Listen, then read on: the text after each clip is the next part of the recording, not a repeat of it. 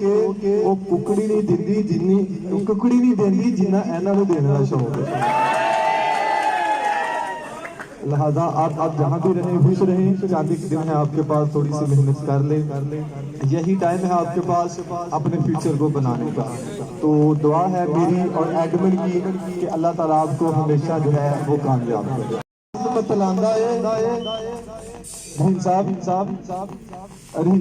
आपके लिए सोच के केमिस्ट्री का दिल मतलांदा है, मैथ खोला नाली बीपी हाई हो जाए।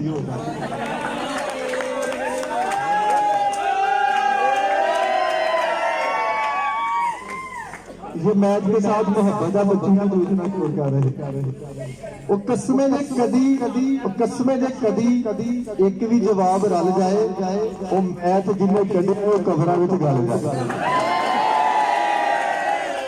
बाकी मजमूना नूं साडा दुरूद सलाम है, सानू पढ़ाई कीता अपना गुलाम है। ये इजाज़ साहब के लिए शेर है। देखिया नहीं मैं वड्डा सियापा अंग्रेजी, देखिया नहीं मैं वड्डा सियापा अंग्रेजी, तू जदों भी चढ़िया किताबां अंग्रेजी।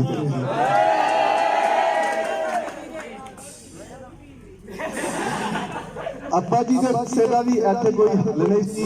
दसो एंटीबायोटिक की गल सी, ऐना ही मैं आखिया सी दसो की सुनावा मैं, और छोटी सुनोगे या वड्डी एबीसी सुनावा मैं।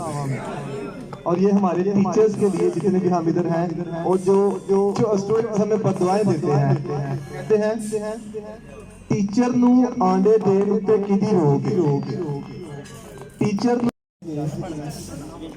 दिल वाला भेत खोलिया है मैं ही रज के, चंगा पढ़ाई सानू रोलिया है रज के। वो बंदा दसो जिन्हें झूठी गल फैलाई है, वो पढ़ लो बड़ी सीधी की पढ़ाई है।